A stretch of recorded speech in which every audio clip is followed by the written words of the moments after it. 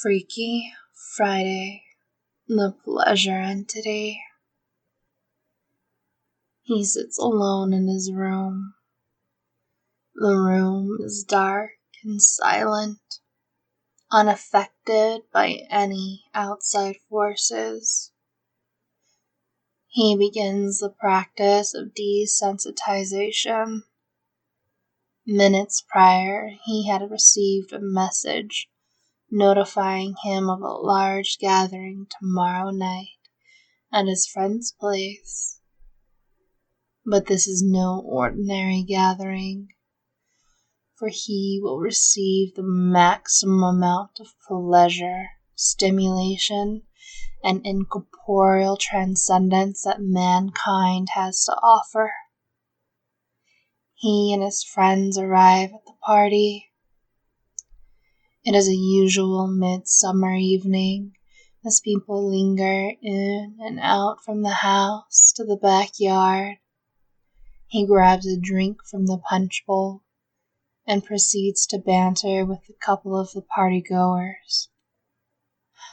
Quickly, things begin to change. He feels a hot, buzzing sensation, like someone had lit a fire inside of his head.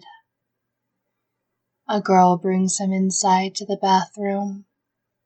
His temperature is rising, and things become more foggy. Collective shock ensues as a small crowd of partiers file in, one by one, to see what's going on.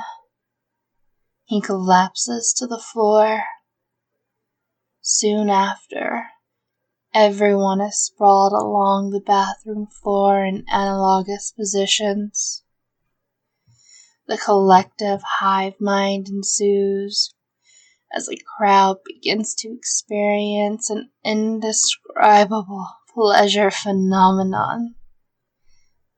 Fluids are dripping as they leak from the collective orifices into one wholly unwashed mass.